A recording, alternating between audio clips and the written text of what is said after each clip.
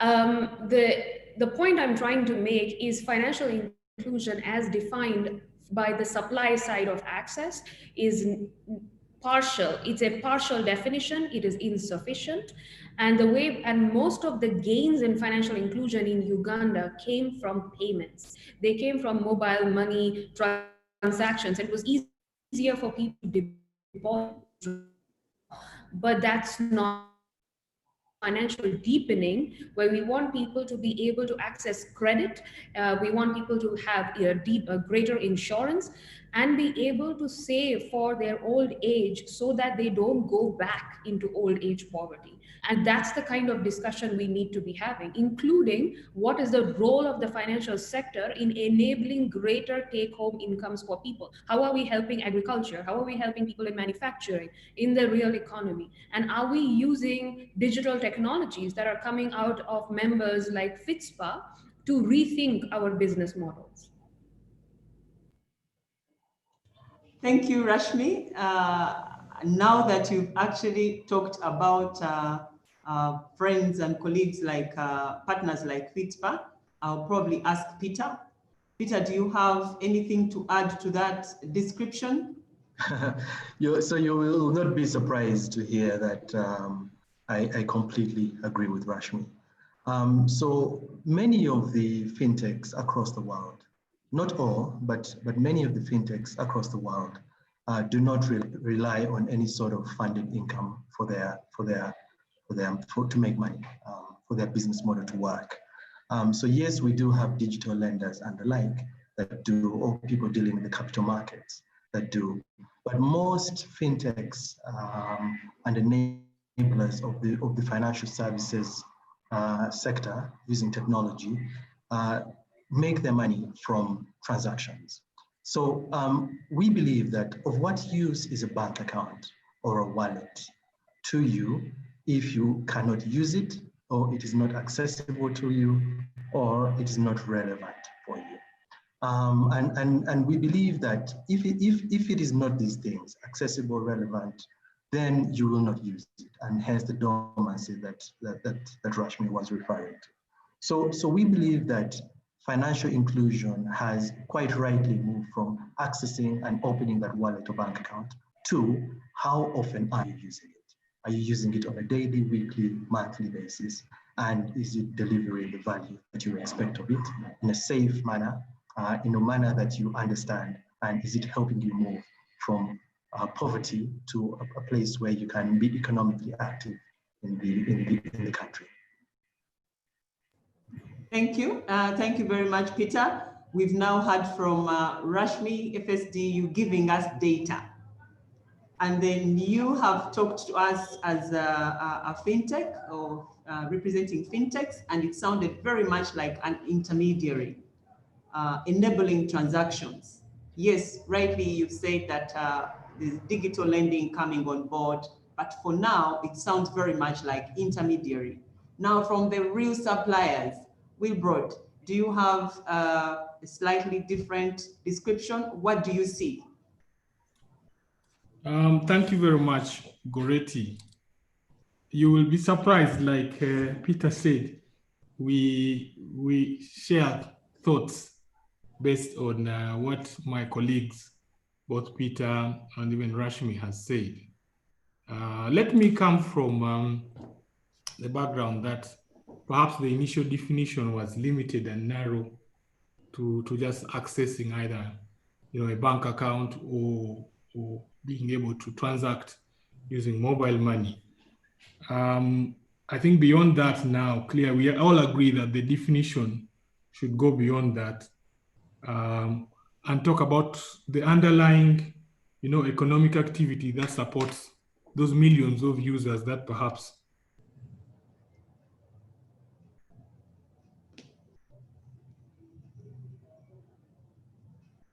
Sorry, Wilbrod, we've lost you. Are you still with us? Yes. Okay. Sorry about that. Sorry about that. I hope you can hear. Now we hear you. Now we hear you.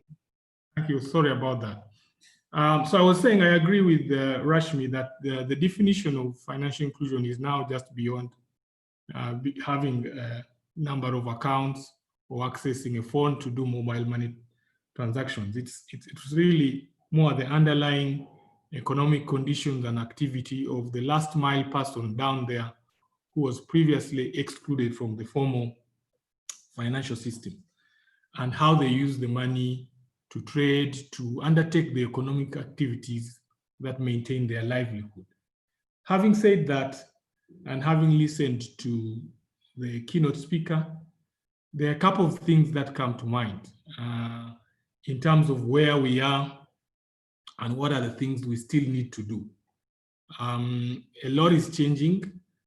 Thanks to technology, it has enabled reach and access in a far cheaper model than it used to be, and able to reach millions and millions of people. That has made it easier, although there's still a lot of work. There are now issues about the type of products that speak to those who were financially excluded previously, and how do we bring them into the formal economy. There are beginning to be issues of affordability of those services so that they can actually afford them, they address their needs, the depth of those services. Those are important things, and some of them speak to policy. But I think there has been good progress, even from the initial narrow definition. Just using the basics without going into a lot of detail of that mobile subscribers, I think the numbers are now at 28 million. Accounts, just bank accounts. And again, there's a quick disclaimer that number of accounts does not necessarily mean the number of people, because each one of us could either have 2 phones or 3 phones, or indeed 2 or 3 bank accounts.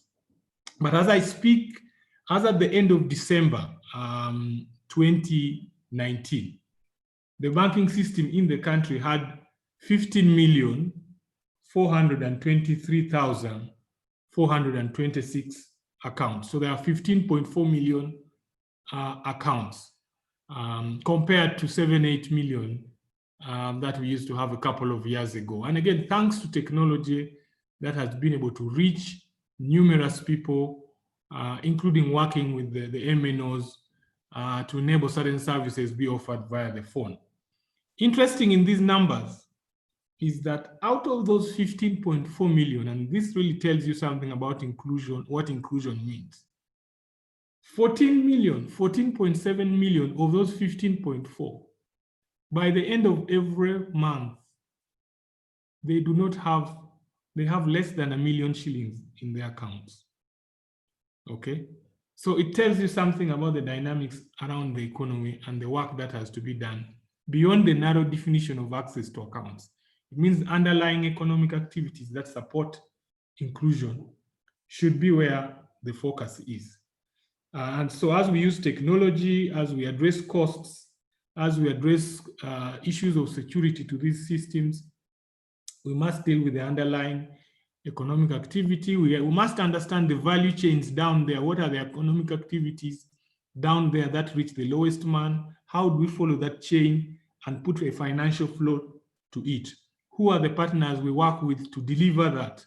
How much investment has to go in literacy so that we educate people, we take away their fears, we address risks adequately so that financial inclusion is embedded.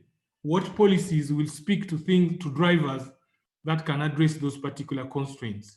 I know I'll speak to policy later on, but those are some of the focus areas that we should see and what structures work best. I remember last year's conference, we were speaking to agriculture, and we traced the history of the strength of cooperatives. And we were just talking, that means a structure at the lowest level. So what frameworks can deliver these objectives of financial inclusion? And I think I'm looking forward to further discussion on that subject area this morning. Thank you very much. Thank you very much for that. You talked about cooperatives, and I remembered that in the papers we just saw Masaka Cooperative Union getting money after 20 or so years of asking. So it's very crucial that when we talk, the things we discuss here evolve or result into something. And now that we have got Dr. Sonko on board and a number of distinguished listeners in the audience, hopefully we can advance everything that we talk about here today. Having said that, the statistics you quoted are the statistics we normally hear. Number of accounts, as was said, the 14.7 that have 1 million on their account, less than 1 million on their accounts. Perhaps it's time, and now I'll go back to perhaps Dr. Sonko and Wilbrod. How about, what is the thought about then beginning to track transactions as opposed to, and coming out in the open to say, yes, 14.7 had less than 1 million, but then how many of those actually transacted?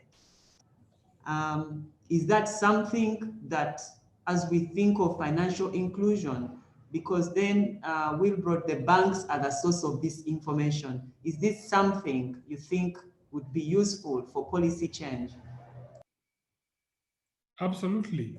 And I think you heard Peter, if you heard him very carefully, he said beyond just balances, transactions matter. I think that has been proven more real in the space of fintechs, but more importantly, in the space that the MNOs are playing in. There is a revelation that is very clear to all of us now, that in spite of people having little money or small balances, and the fact that they can keep transacting, if I can keep sending some little money to the person at home, down back home, to the people to do whatever they are doing in whatever little way they are doing it, and that millions of us are doing that, it has a huge multiplier effect across the economy. And this speaks to the numbers that we see the MNOs turning over in terms of mobile money transactions. Millions, trillions, going in trillions, and growing and growing and growing. And that helps the economy. It has also revealed that there is a lot of money, however small it is, but out there in its small size, if it is moving and moving, it is multiplying and driving economic activity. The business models today are really changing, and transaction volumes matter quite a bit beyond just aggregate balances. It means that people can then do business in whichever small area they are in, buy, sell, move money, and facilitate activity. And that is an important indicator. Thank you, Wilbrod. I think Goretti, if I may, can I just supplement what Wilbrod said? Yes, please do. So through the lockdown period, the association was staying in very close touch with all the different members of it. And we noticed a very interesting trend, and it really points to the structure of our economy and how people earn and spend money.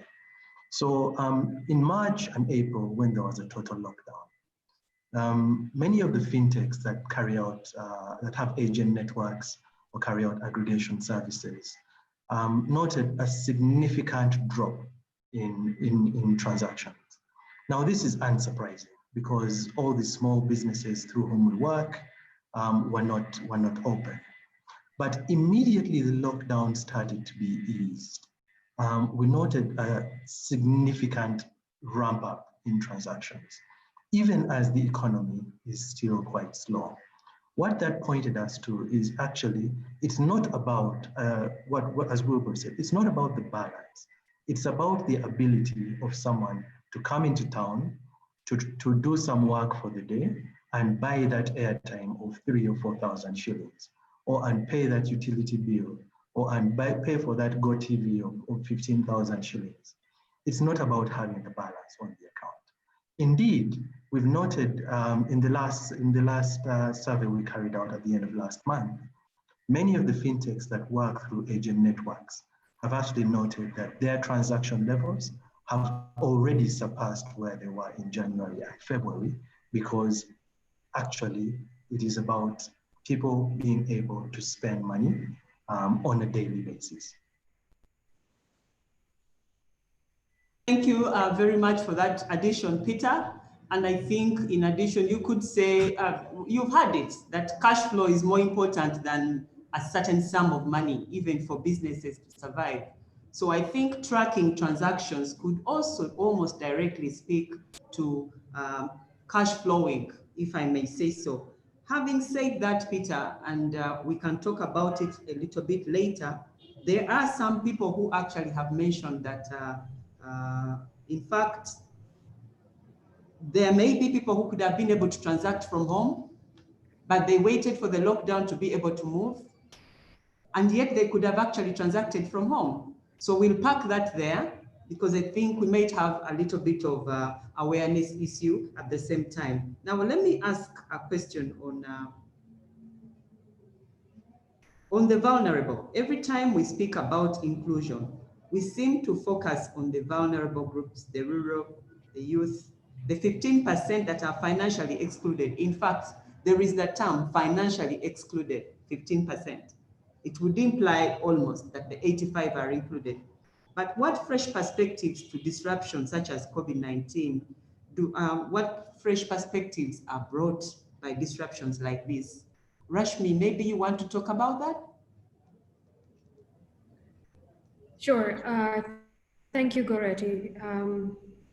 Great question. So I will go through some of the analysis that we did before COVID and the data that we've collected during COVID to answer that question. And for those who are listening in, that data is available on the FSD Uganda website if you want to download the entire presentation. So a couple of things. First, what COVID or a pandemic of this nature has revealed, as Will Broad and Peter and Dr. George mentioned, is the financial fragility of the lives of Ugandans. Our analysis showed that 85% of adults would not be able to sustain their existing lifestyle the way they are living today with a 15-day lockdown. And we went into lockdown for way more than 60 days. The second is, as Wilbrod mentioned, 75% or 3 out of 4 adults live in a way paycheck to paycheck, meaning you may not be even formally employed, but you are struggling to pay all your bills on time, which tells you a lot about their financial lives. The third thing that we realized is that the median, when you talk about financial inclusion or the range of financial services that we all lead in our lives, you're talking about savings, you're talking about borrowing, insurance, payments, and then long-term pensions, etc. If you look at just savings to understand how much buffer people have, the data showed that at any given point in time, people did not have more than 5,000 or 4,800 shillings in actual liquidity at any one given point in time as a median, not as an average. The second thing is that most people, 35% of adults, save in semi-liquid assets like your poultry, goats, etc., that you would hope to appreciate and then sell when you need it. In a pandemic, that's not possible. Even if you had very great semi-liquid or illiquid assets like a property, in a normal situation, you may be able to find a buyer. But in a situation where there is a countrywide and a global depression, if I may call it so, then you are looking at distressed sales because you just don't have cash flow or liquidity, which significantly compromised everybody's financial position as individuals and as businesses. Now, what does this tell us and what are some of the disruptions that we should look towards is there are a couple of positives that came out of this, big learnings at a very steep cost, but learnings nonetheless. One is generally when you talk about technology, there is a curve of adoption. A majority of people were forced to adopt. It was like a shock to the system and people adopted because there was no other option.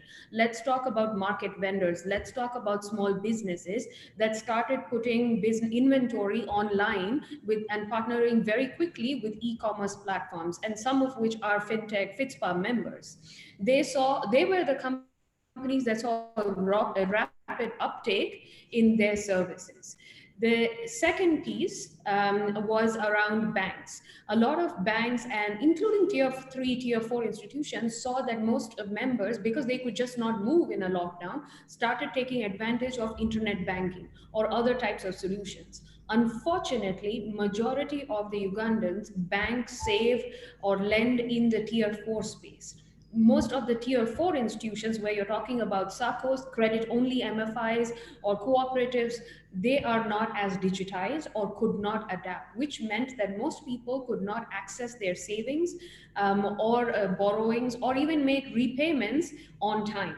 Hopefully, that's a lesson learned for the tier 4 sector. And as FSD Uganda, we are supporting the regulator and the tier 4 sector to digitize and build long-term economic resilience. And the last point I want to say is, now that we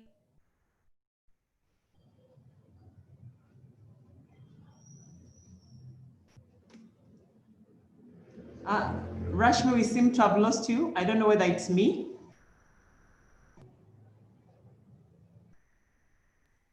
It's not you, we've lost her. Okay. Rashmi, if you can hear us, we've lost and you. also, how do we support businesses?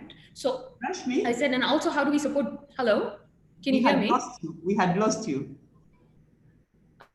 Is this better now? Yeah, it's better now. I think your last point was Hello? digitizing. Okay. Your last point was digitizing tier 4s. Yes, and I think the point I was trying to make is on the long-term economic resilience. So it is a combination of how do we do that with the financial sector, but also how, as the financial sector, can we help in the digitization of produce, of goods and services, and then leverage that what we have learned through e-commerce and others to enable people to grow their businesses and livelihoods. So that was the point I was trying to make. Thank you very much. I think you have ably answered that question. I don't know if anybody else has something a little bit to add. Okay, let's now talk about policies. Can we share some of those policies that seem to be speaking to inclusion and how they are working? I'll ask George to speak about that.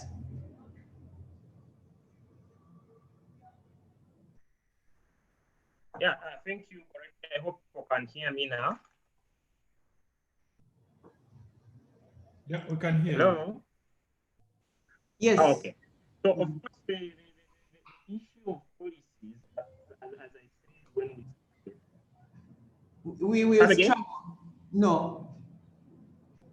Yeah, okay. So the issue of policies, as I said at the very start, remember I talked about the aspect of issues to do with financial stability. And of course, we are talking about new products, new spaces, and new, for lack of a better word, new dynamics. So the first thing that comes to mind is an area where I work at the same time, the issue of how do we get protect consumers in this space. And of course, probably Peter will tell us a little more in terms of what security platforms they have, the physical infrastructure. But one of the things that comes out clearly, as the various speakers have said, that in terms of consumer protection, there is a lot of work going on, of course, to protect the consumers, most especially the vulnerable. Because when we talk about vulnerability, we 8% who are excluded. But vulnerability is spectrum. Vulnerability right now is probably systemic because everybody has been hit by the lockdown, and probably only the 480,000 who work for the state are the ones who are more or less assured of their income because probably their salaries have either not been reduced or they have not vanished completely.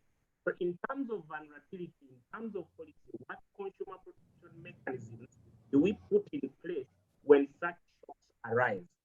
Because this is a shock that affects everybody, but these shocks could also come in form of, say, health-related aspects that wipe out people's savings who don't have appropriate insurance products as and when they are faced with these shortcomings. So probably in terms of pushing the work that PSDU has done in that space is how do we get people to actually start using these digital financial platforms to actually take on other, to diversify their financial products that they are consuming, over and above things to do with savings, over and above things to do with probably credit. And that speaks to some of these other aspects of insurance, microinsurance, that the people in FIPS are trying to pilot and actually push across. So one of the policy areas that comes to mind in that space is, of course, the issue of consumer protection to safeguard the financial consumer. But as I said, that is only the demand side. You also have the supply side. We have to face reality. Commercial banks have their balance sheets, and given this shock, clearly their assets are probably not returning what they had expected on their investment. So one of the things that comes to mind is, of course, how do we leverage what we have at the central bank and even at the Ministry of Finance? How do we leverage fiscal policy and others? How do we get the budget to get to the people or to stimulate that economic activity so that these financial services providers can start to get the deposits they require to actually have that multiplier effect going? And of course, on our side as a central bank, then the monetary policy comes in as a temporary stopgap measure. Because now that most of the loans are being rescheduled and probably they are not getting any incomes, then that means there has to be a liquidity facility to try and buffer that temporary lack of returns on the investment of supervised financial institutions so that we can continue. So I would look at it from the two spaces that on the supply side, we need to protect the infrastructure, the supervised financial institutions, and all the other institutions remain in place, remain functional, because without them, then you don't have that role of financial intermediation that is key in ensuring that the finance moves from the financial services to the real economy. But also on the side, we need to be able to protect our consumers with, of course, the knowledge itself, but also in terms of our product design, that we actually do not use the disruption to actually push them against the wall and inhibit their economic mobility.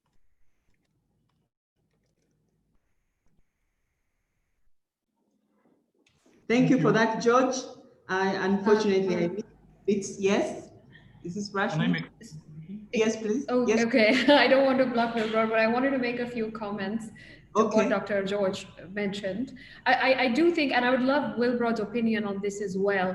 I completely agree with what Dr. George mentioned, but I do think that we need a dose of reality and we need, because if you're not honest with what because we have fantastic policies. There is no question about that. A lot of challenge happens in translating those policies, in execution of those policies, and the enforcement thereof.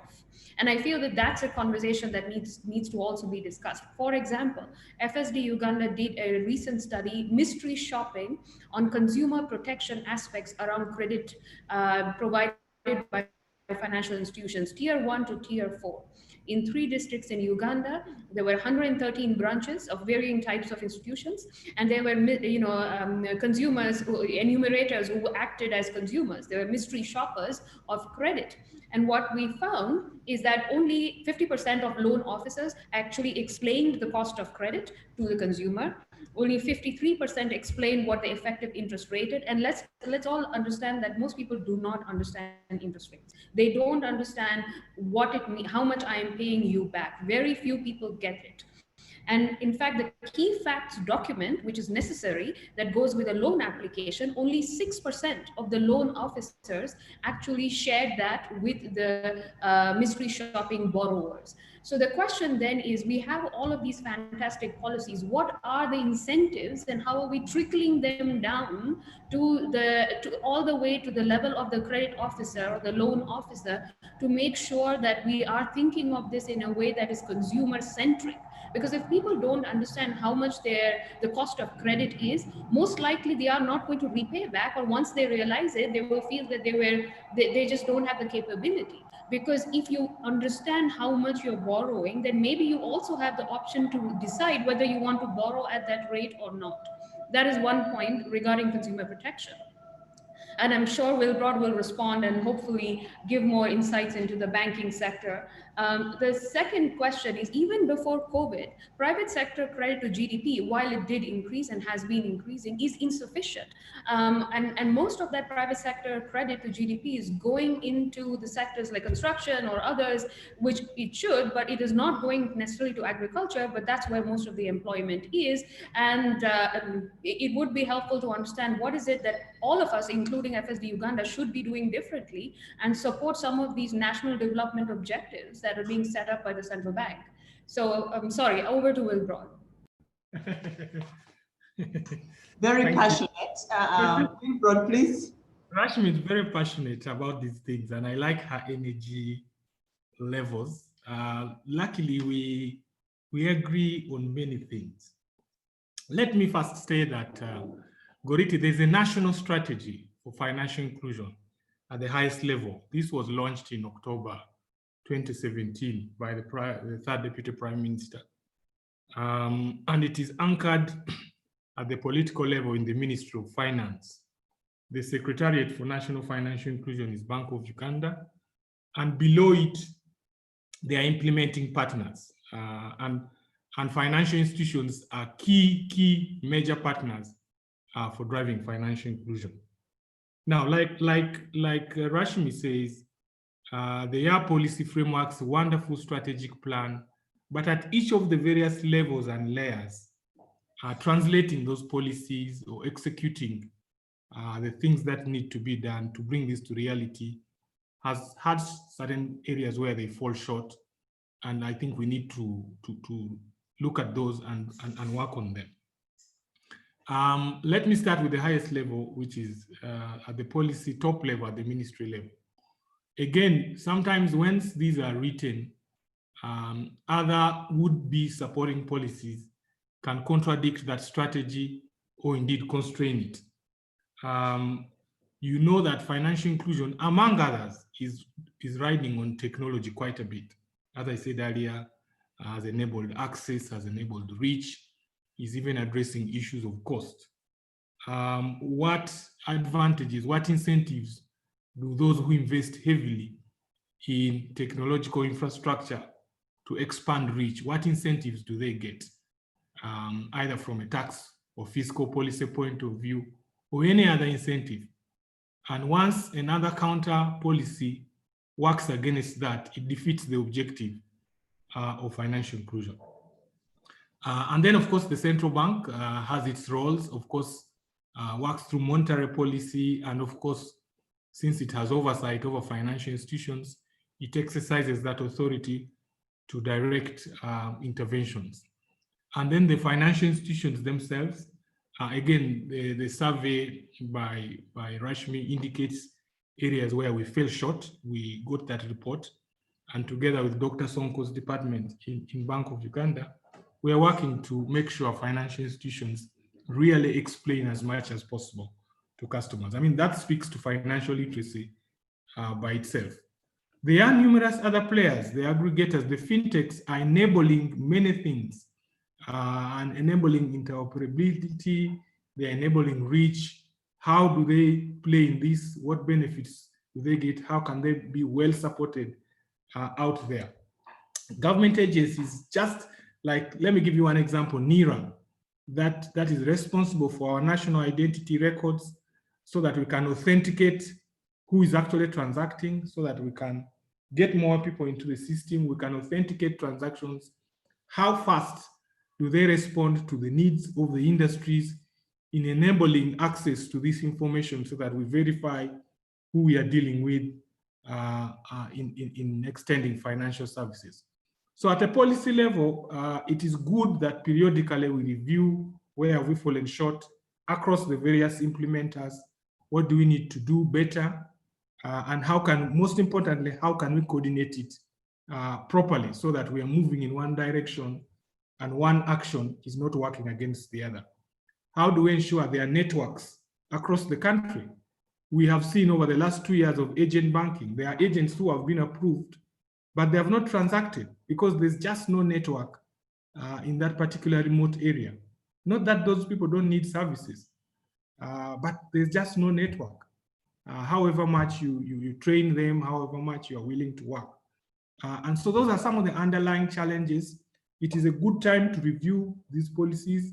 It is good to review the implementation by different parties, call for help, and there are numerous partners who are willing to support in this particular area. That said, Goretti, there has been milestones. We are not where we are 5, 10 years back. There is a survey that was done, and I think it's anchored on the age of our population.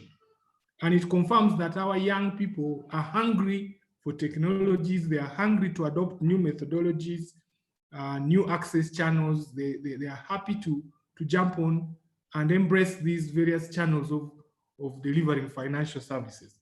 And therefore, the uptake can increase if given the right conditions. So I think I'm saying the environment is very right.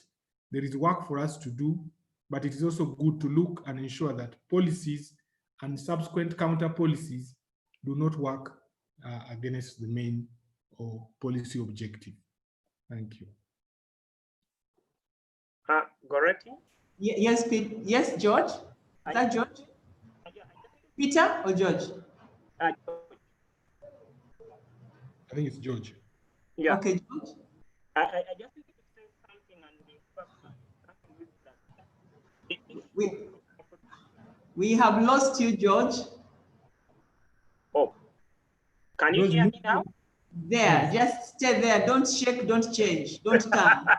That's the window. Okay, I won't change, I'll just speak. So, two issues that come out clearly from what Wilbrod has said. Indeed, we are not where we were 5 years back, because as Wilbrod will tell you, we've done a lot of work in the space of consumer protection. Of course, both in terms of preventative, but also in terms of curative. What do I mean? That yes, FDs, when they carried out the mystery shopping, probably there were issues, but there's been a number of interactions with the supervised financial institutions in that space and engagement. And I am very sure probably we shall see the results of these engagements 12 to 18 months from now, whereby we've actually walked through different field officers in different regions of this country, and I'm very sure we shall see a number of things happening in that space. In terms of the curative, some years back, probably people didn't have the redress mechanisms in place. But today, there is no Bank of Uganda supervised financial institution that you'll find that doesn't have an internal redress mechanism. And even then, when you come back to the central bank, we also have another position whereby if a customer is not satisfied, they can.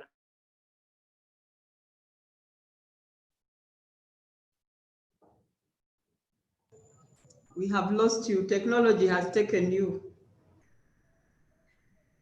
Totally. Hello? Sorry. So what I'm trying to say that there's been a lot of progress in the preventative. Have you shifted from the window? So, he shifted.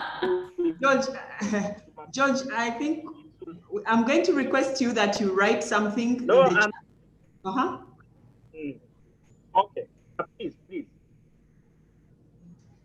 Okay.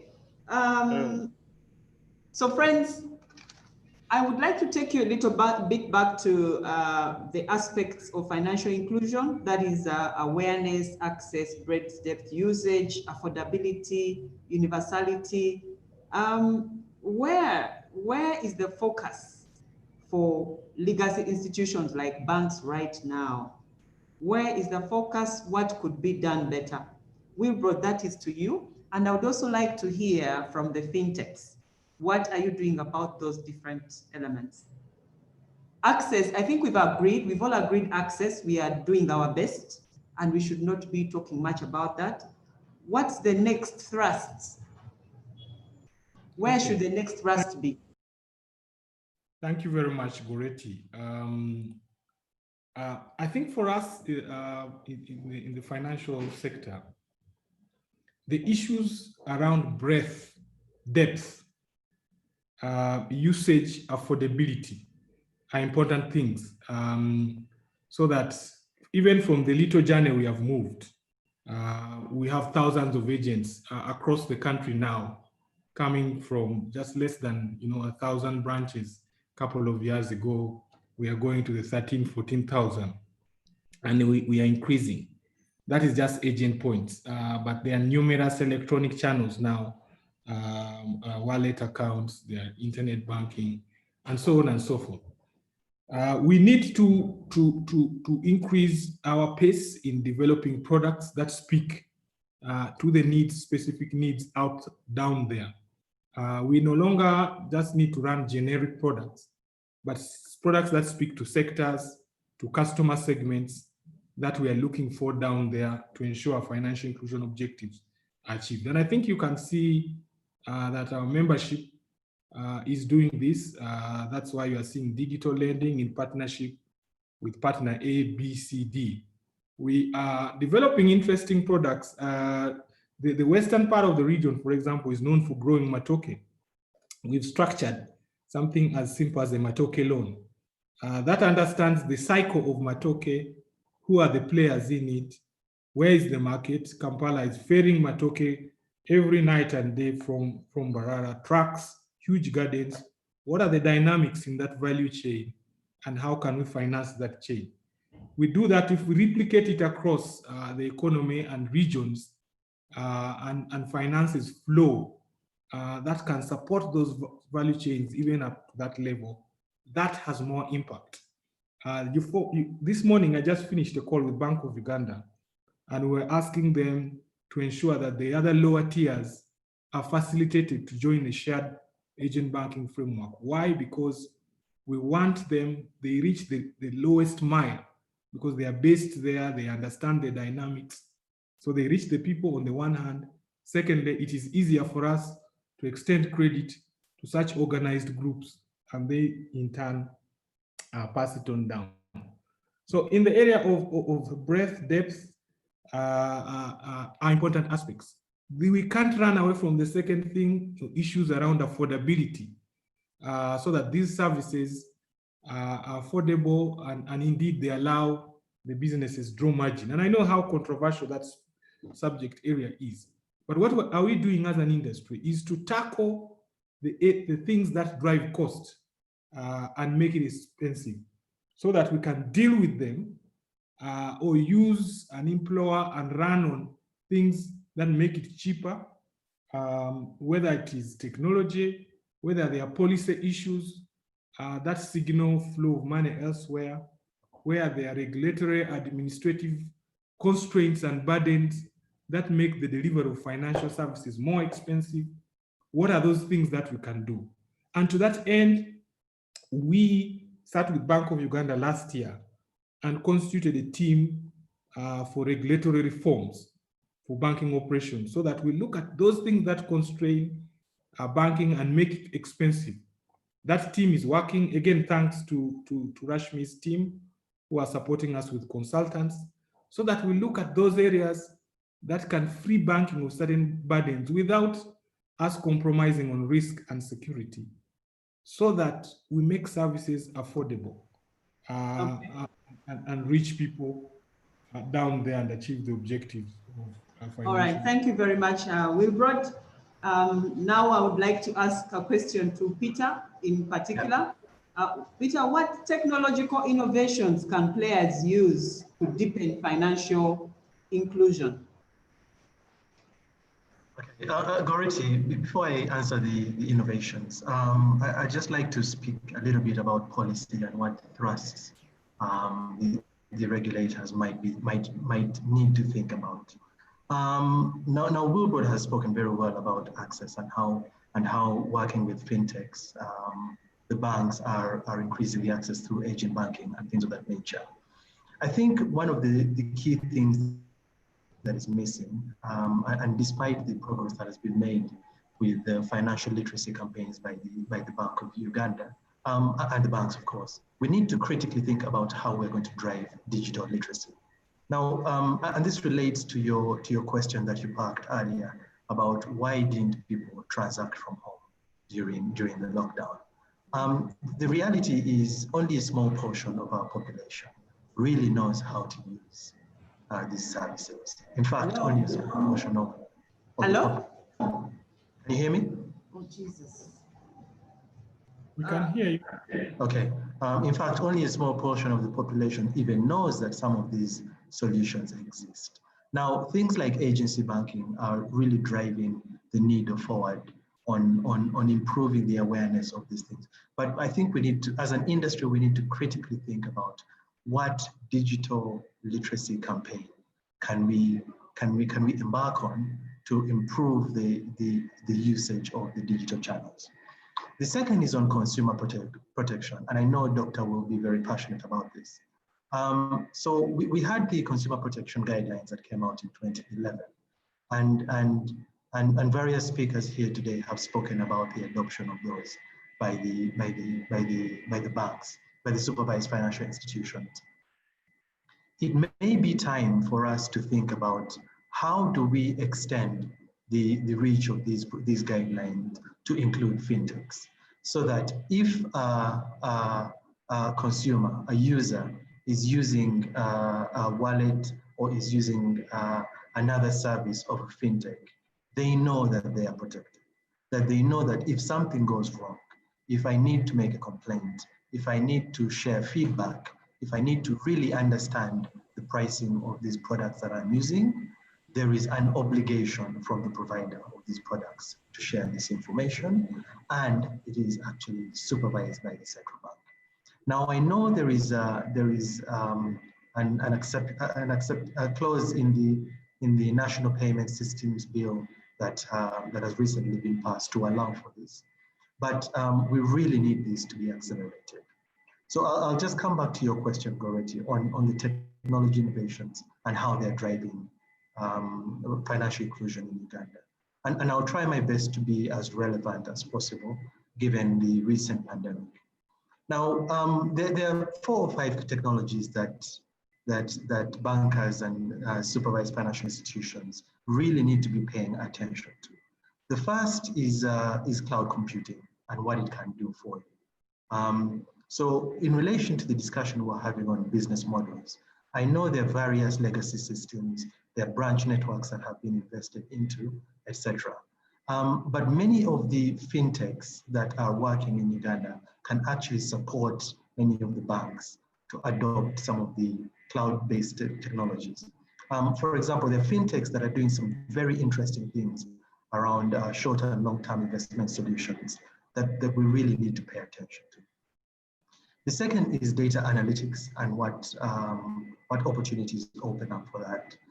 Today, there are digital lenders in Uganda, in Kenya, that can develop dynamic credit scores for small businesses, for consumers, etc., and give a loan between 2 to 5 seconds from the time you apply for the loan to the time it's disbursed.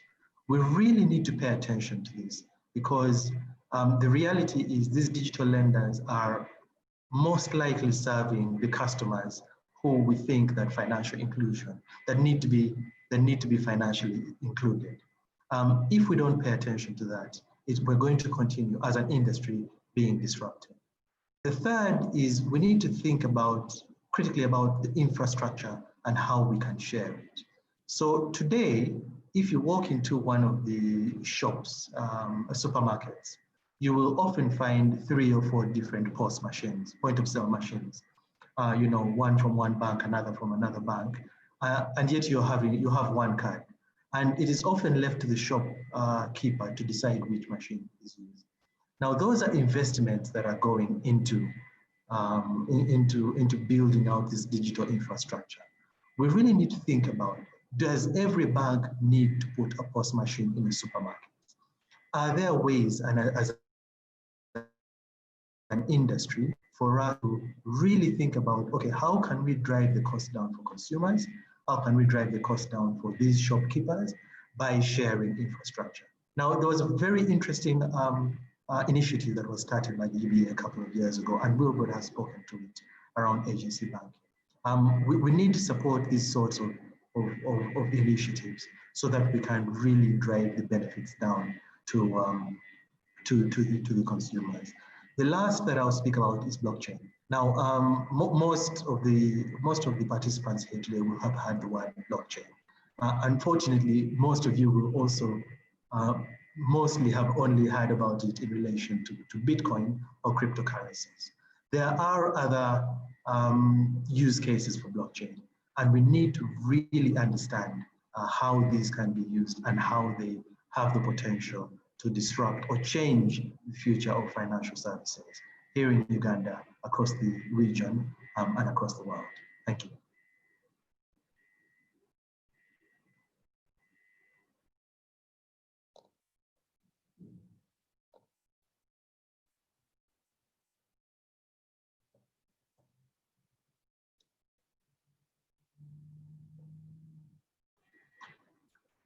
Goretti, I'm not sure if you're coming in now, but we can't hear you.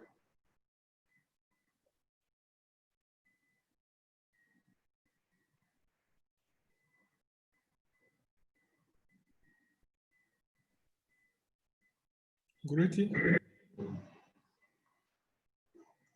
Yes, sorry about that. I was having a bit of a challenge here. Yes, I'm back. Thank you very much for that. You've raised, there is so many very many action points coming out of here. I'm sure Wilbrod has had, and because of time, we may not even be able to speak to each of them. It just shows how much work we still have to do as an industry, especially in engaging and coming up with solutions to everything that we are talking about. I would like to ask Rashmi, what role could financial inclusion play in economic recovery from disruptions such as COVID-19? Sorry, Goretti, I lost the last part of your sentence. Can you still hear me? Yes, I can hear you. What role could financial inclusion play in economic recovery from disruptions such as COVID-19? And I'm asking you because of all this research that you're doing.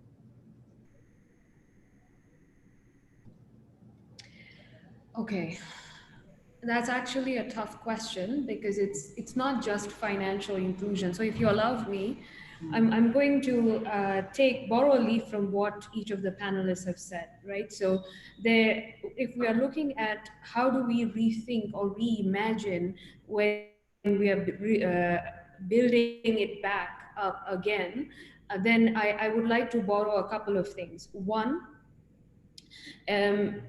first, let's understand different segments of the population. Not everybody needs the same solution. So at FSD Uganda, what we did, we worked with the Ministry of Finance and said which segments of the population are more likely to recover from this economic shock than the others. Assuming that we have a stimulus package that reaches micro, small, and medium businesses, which are responsible for 90% of the employment in this country. Now, what we realized is that assuming that stimulus packages reach, then the agriculture sector, which will still suffer from lag effects of a pandemic, has the potential to recover in 18 to 20 months. You will see manufacturing also that could also has the potential to recover quickly, depending on how imports and exports shake up. But you will have micro traders, especially young women, women traders who do very small owner-operator businesses, whether you're in transport, whether you're in trade, or if you're a very small business in hospitality, you will not recover to pre-COVID levels of where you were until 2020. Like it will take you at least 2.5 to 3 years to get to where you were January 2020. And that's the reality that we are struggling with. Now you couple this situation, which is on the demand side, with what the supply side is facing, which is the financial sector. Wilbrod knows this way better than I do, so I'm not even going to attempt it, but significant portion of UBA's member banks had to restructure their loans with their borrowers. which also means that we don't know how many, first and foremost, the financial sector is trying to see what they're on a wait and watch. They're A, restructuring the loans with their borrowers, B, trying to understand where the risks truly are, both perceived or real. And then they're holding on to liquidity because most people are going to withdraw their savings for varied reasons. They're drawing down on savings. Several people have lost their jobs or are on furlough, meaning that they are not getting paid. And this is creating serious complication. So there are a couple of instruments, the burden of this has to be shared collectively. There are a couple of instruments that the government is already thinking about, apart from tax rebates, tax incentives, or forgiveness, or giving a longer duration for people to pay certain types of taxes. There is also a significant thought being given to stimulus packages and liquidity facilities that can help small and medium businesses. This is separate. What I'm talking about is separate from what the regulators like the central bank and UMRA have already done for the institutions that they supervise. And unless we have that can help, because this injection is necessary to jumpstart the micro and small medium businesses that are significantly suffering. And I'm going to submit that there, because I'm looking at this in two parts. One is we need something to happen right now, immediately, and then we need to build back better by investing in medium to long-term solutions like Wilbrod and Dr. George and Peter mentioned, that includes technology. That, for example, if you had to ask the Uganda Microfinance Regulatory Authority today, which is a very, very nascent and young regulator, how do we assess the stress levels of some of the large SACCOs or BSLAs or credit-only MFIs? It's a challenge, and the regulator wants to do that, but most of these are not even licensed, because this entire we are all as a country trying to formalize a bulk of this segment much later, because this segment already existed. Most people still work with SACCOs and BSLAs. In fact, the Association of Microfinance Institutions, which is an industry body, has existed for a much longer time than the regulator. So I think it is upon all of us, and when I say all of us, I include FSD Uganda and development organizations, to help both the government, the associations like the Bankers Associations, FITSPA, AMFIU, as well as the private sector, in saying, now that we know what we know, let us use technology. Let us build it in a fashion that if we had to suffer in a worst case situation like this ever again, we are able to still continue business. We are still able to service people.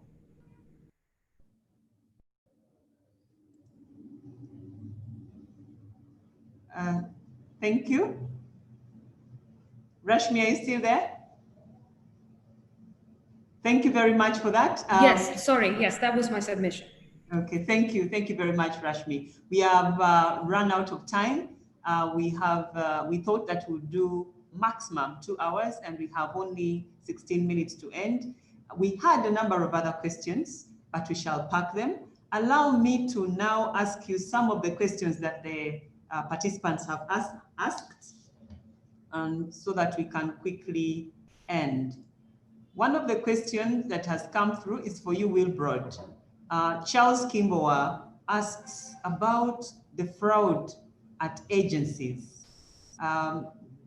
What can be done about them? How does UBA plan to handle frauds at agency level?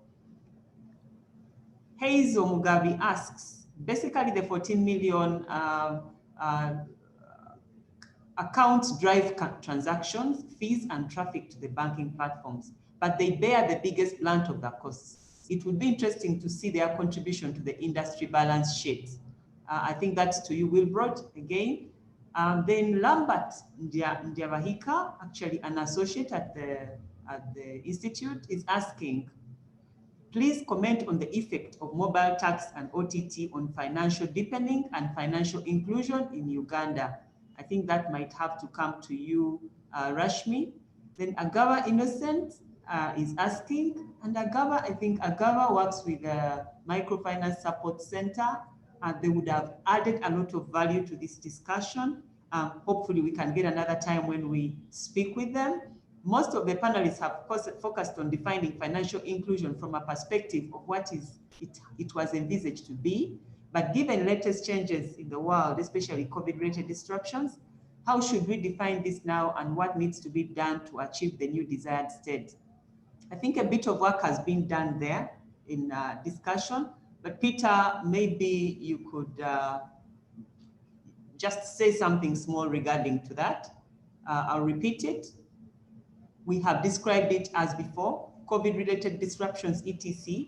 Given those, how should we define this now and what needs to be done to achieve the new desired state? The other is from Tony Bagalanyi. During this situation, how can we help saving groups like SACCOs to do everything online payments? I think you've talked about that, Rashmi. We've said that all of us have to work together to see how we can digitize the platforms and the tiers where we have most activity. Lastly, and this is to you, this second last, to Rashmi, what is the business philosophy of FSDU? What guidance is there for an innovative investor who would like to extend credit at say 36% compared to 60% or 120% per annum? Rashmi, answer to this. I don't know whether 36% is something that you think the market could take. Please advise that investor. And then the last one, Fiona Nuamanya, is there a strategy to drive up more uptake? Sorry, I think that wasn't very clear.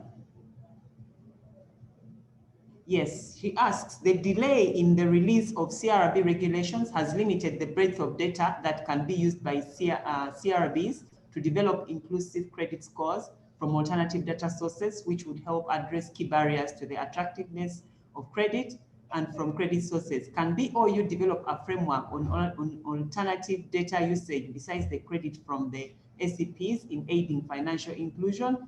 I think this one will go both to, let it first go to Peter, because I think, Peter, you've just told us about interesting solutions from fintechs.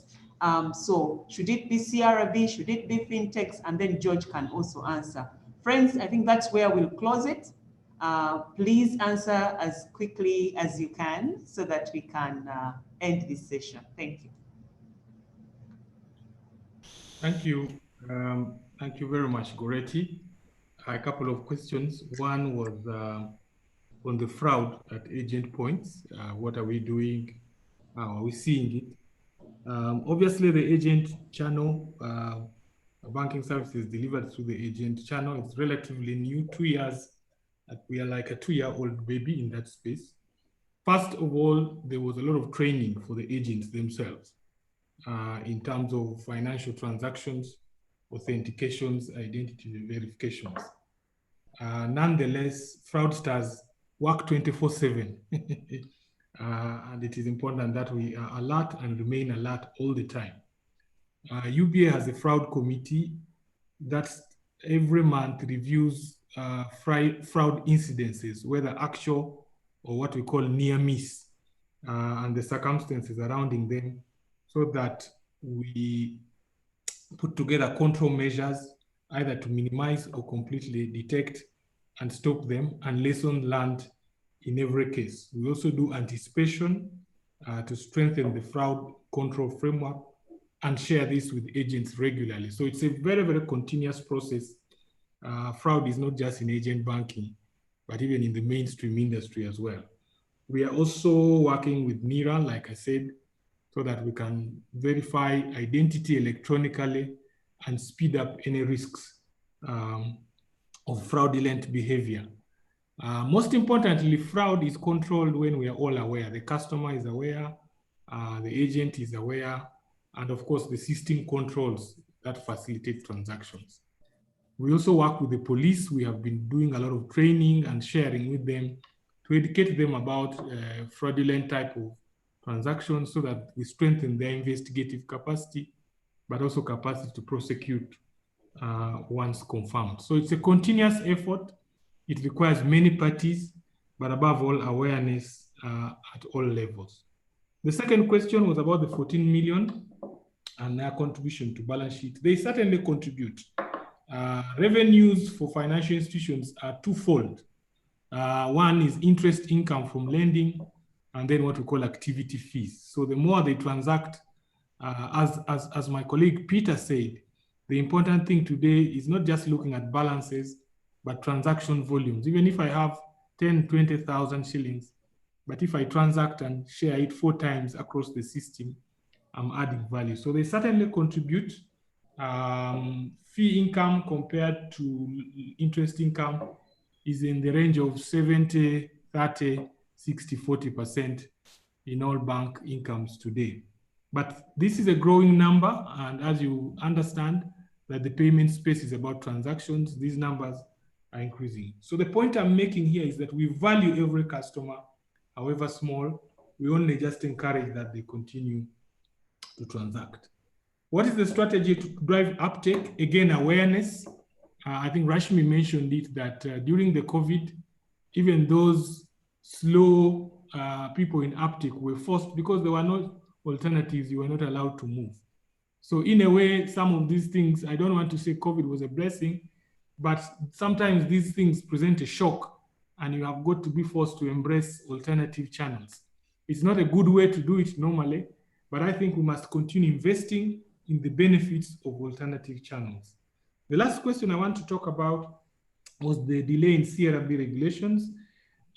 Very, very valid comments. What the person is saying is that in evaluating the possibility of lending a person, there are numerous data sources for which you can gauge a borrower, apart from the traditional ones. And those sources of information vary. They could be something as simple as how regularly you pay for your water or electricity bills can probably tell me that this person is a good borrower because owners' payments, when they take services, they pay for it. The CRB regulations were meant to provide an open up to allow for other sources of information. It was also meant to allow fintechs develop tools for scoring in lending. There has been a delay in putting across the necessary legislation or regulations, true, and it is constraining credit. We have had meetings. We have a CRB committee, and we meet with the central bank one as well. We have engaged them so that we try and fast track it, so that it can open up the opportunity space in the lending environment, and we look forward to having that quickly concluded. Thank you very much, Goretti. Thank you. Thank you very much, Wilbrod, for that. Peter, you had something to add to that very briefly? No, actually, I think I'll just go straight to the questions that were asked of me. There was a question about redefining financial inclusion. Even in light of COVID, I believe the new definition that we have talked about at length today still holds. It's not about having a bank account or having access, but it is about usage. Related to that question, he asked, how can we drive this usage? Again, we've spoken about it at length, and Wilbur was just mentioning awareness. But on awareness specifically about consumer protection and safety. If I'm using these digital channels, how do I stay safe? If I'm using this agent channel, how do I stay safe? The second way is to ensure safety of systems, and I think that responsibility lies mostly on the providers. So I'm talking about fintechs, banks, etc.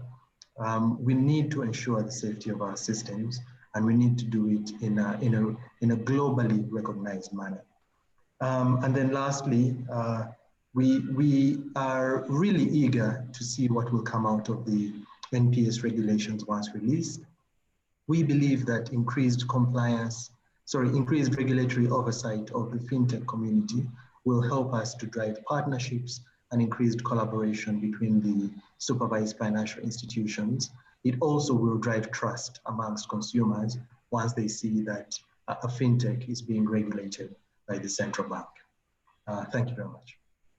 Thank you very much, Peter, for that. And to you, Rashmi. Sorry, I'm on mute. So I'll just go straight back to the questions that were asked. And Goretti, I tried seeing if I'm able to see all the questions, but I couldn't. So I might just need your help in the second question. So the first question was around mobile money taxation, if I remember that correct. Is that correct? Was it just around the taxation Yes. and the implication on financial inclusion? Very much so. Okay, yeah. so the honest answer to that, I'm not going to speak for any government to raise revenues. It's not.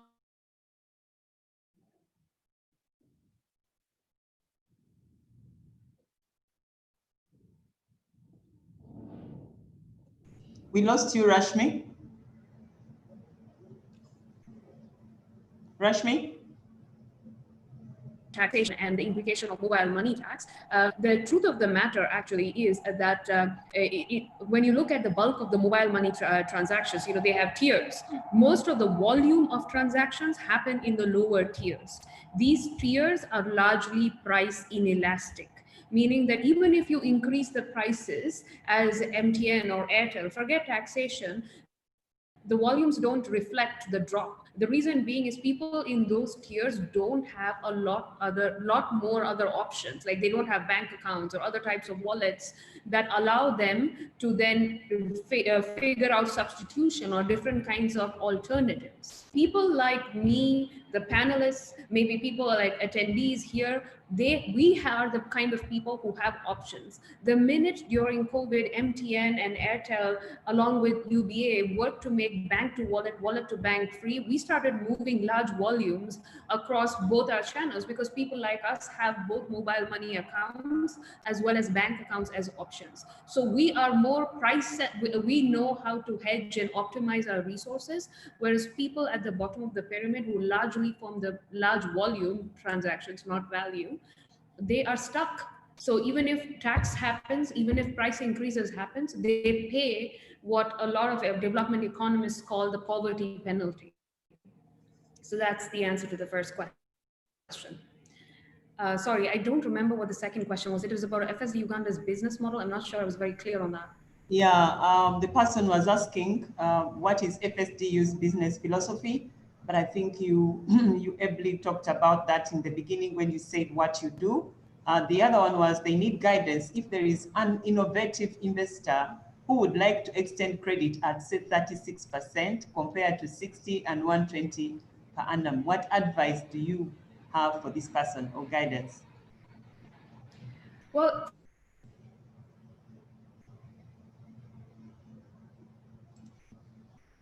Yeah. We lost her. I think we've lost you. Rashmi? Can you hear? Sorry, it's heavily raining. Hello? Hello? Yeah, now we hear Hello? you. Now we hear you. Okay, so my response is first and foremost, please make sure you have a license. You can get a money lender license from UMRA if you're in money lending business or just credit only businesses. And if you're a technology company, please join FITSPA and become a paying member so you can use the breadth and knowledge of FITSPA and its membership. The second piece is, if what you're saying is that you're going to give it a 36% annum and therefore you're competitive compared to other credit-only institutions, go for it. The idea would be just figure out how to go to market, how to position yourself and position your product and make sure that people realize that you're better than other offerings out there, because credit-only business model is actually pretty expensive because you don't have any other way of reducing your cost of capital. Okay, thank you. Thank you very much, Rashmi, for that. And I think those were the questions. We'll only request, yes, I'll only request you to answer one final question that's important for everybody here. Now that we know what we know, what could we do differently, especially at employee, because we've talked about the institutions, at employee level and at a personal, individual level, as a person who is also a user of financial services who needs to be included. What should we do? Employees and individuals, I'll start with you, Peter. Thank you, Goretti. So I think I spoke briefly about what users can do around making sure that they understand how to keep themselves safe, particularly when using these new digital systems. So how to use them and how to stay safe. I think the other thing is, as employees, the reality is a lot of these disruptions and innovations is significantly going to change the way supervised financial institutions carry out their business. And they may be a direct result, a direct impact on how you work and how you engage with customers, etc. Now, we're speaking to the Institute. Goretti, I know you're new, and these discussions have been taking place since before COVID. And we're planning to roll out a series of engagements with the UBA and its members. These intend to be collaborations between FISPA and UBA, allowing us to share a lot of information about what's happening between ourselves. For example, banks have a lot they can teach fintechs about compliance, regulation, risk management, etc. Similarly, fintechs have a lot they can teach bankers about some of these technologies that I was mentioning, about cloud computing, about data analytics, etc. Through this series of engagements, we intend to both build the capacity of each other. With the regulation coming out for fintechs, with the increasing dynamics of consumer engagements, business models, etc., I believe this would be a very, very good opportunity for us to build this market together, but also address some of the challenges we're having on financial inclusion. Thank you very much. Thank you very much, Peter. You seem to say that there is a role for UIBFS to do there as an institute, and I will take it that your question has been representative for everybody, and just request I'll request Wilbrod to speak about the role of the institute in this whole inclusion element. What do you see before we can close this? The role of the institute.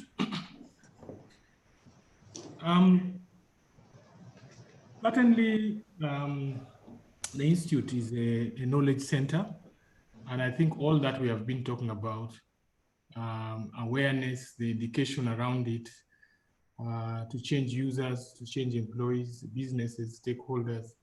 And I think doing that in the new environment will be important, even under the constraints under which we are operating. And I think the Institute is positioning itself for that role very, very well. I think Peter has very, very ably spoken for all of us in terms of security frameworks, knowledge. For staff, our staff in the industry, we are engaging all of them to prepare to work under the changed circumstances, especially on customer engagements. The sector is extremely regulated, as you know, but even within those circumstances and the current COVID, we are saying, let's adjust and continue the engagement. Lastly, the industry will be running SME seminars directly to our SME customers of how to cope in these particularly challenging times for the next 6 weeks. So every week on Wednesday, we'll be running a 1-hour session, how to cope, how to engage financial institutions, what are the things to care about, so that we can go through these tough times, but more importantly, to build resilience across our businesses all through. This may not be the only crisis. Perhaps there can be other challenges in future. Thank you very much. Thank you. Thank you very much, dear panelists, friends. That brings us to the end of this very insightful session. And maybe before I end, I'll just give a second to George, our keynote speaker today and representing the regulator, to say 1 or 2 words, and then I just quickly wrap up with what I've seen as or heard as the key points for today. Thank you. Thank you, Goretti. I think I need to emphasize that the regulator will hold the working on issues of consumer protection because I've seen it coming. George, I can hardly hear you. I'm saying that the regulator, I don't know if that's better. Hello? Yes, now we hear you. Yeah, so I'm saying the regulator with our colleagues are working on issues of consumer protection because I've seen it coming through a lot. And after this consumer protection covers both the traditional providers of financial services as well as fintech.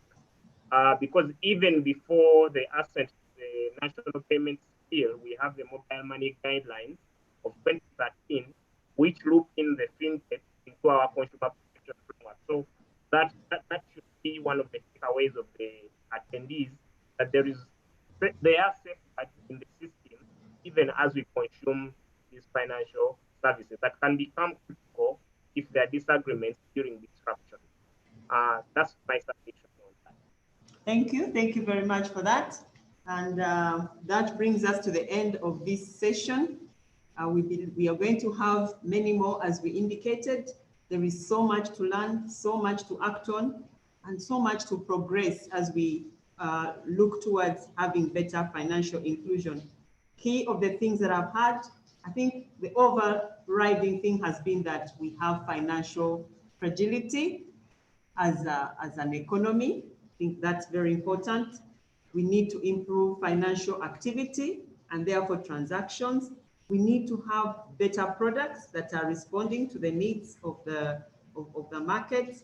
We need to allocate our digital infrastructure better, including collaborations where possible, and also supporting the tier 4s and the unregulated sector, how they can digitize. We've talked about regulatory reforms for banking operations, to ease banking operations for inclusion. And then there was a lot that came through what we have to learn: cloud computing, data analytics, and blockchain, and all these things. Friends, there is a lot to act on. Of course, financial capability of our people. There's a lot to act on, and our desire and hope and prayer is that we, as the people who have been on this panel, can find a way, and including the attendees, can find a way of structuring this into something that can further advise policy, or if not, accelerate policy execution and implementation, especially since we already have policies, but at this point we need some level of acceleration of execution. I would like to say a very big thank you to you all, to remind you that the Institute is able to deliver all training on a robust e-learning platform starting now, to remind you that professional and academic programs are open now. We should be starting in August and to examine in December, and to remind you that we've got an AGM on the 17th, which is the next Friday. So if you're a member, pay up, or if not, register already. I would like to thank you very much and to let you know that you will be receiving CPD certificates to your emails of this webinar and the previous webinar. And to our dear panelists, our thank you is coming. Thank you very much and have a good day. Bye. Thank you. Thank you very much. Thank you.